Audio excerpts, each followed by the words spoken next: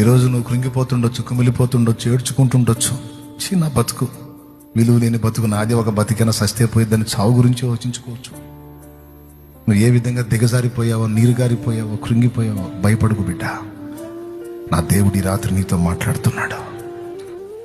నా ఒట్టి మాటలు కాదు ఇవి, నేను నా తలంపులో పలికిన మాటలు కాదు, నా దేవుడు ఇచ్చినటువంటి ఆలోచనలలోంచి నేను పంచుకుంటున్నాను నీతో.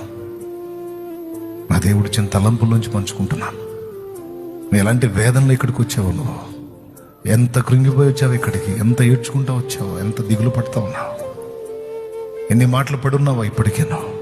కానీ సరైన పని చేసావు, సరైన నిర్ణయం తీసుకున్నావు. మోషే దేవుని దగ్గరకు వచ్చావు నువ్వు, యోసేపు దేవుని దగ్గరకు వచ్చావు నువ్వు, యాకోబు దేవుని దగ్గరకు వచ్చావు నువ్వు, సరైనోడి దగ్గరికి వచ్చావు నువ్వు. ఆయన కార్యాన్ని తప్పకుండా నువ్వు అనుభవించబోతున్నావు. అనేవాడిని అనని, నవ్వేవాడిని నవ్వని, ఎగతాళి చేసేవాడిని చేయని, పర్లా. అవన్నీ ఉంటేనే రేపు నీకు సాక్ష్యాలు. అవన్నీ లేకపోతే సాక్ష్యం ఏం చెబుతావు రేపు? అవన్నీ ఉండాలి, పడాలి, అనాలి. అన్నోళ్ళందరూ నీకు గుర్తుండాలి, వాళ్ళు ఏమన్నారో కూడా నీకు గుర్తుండాలి.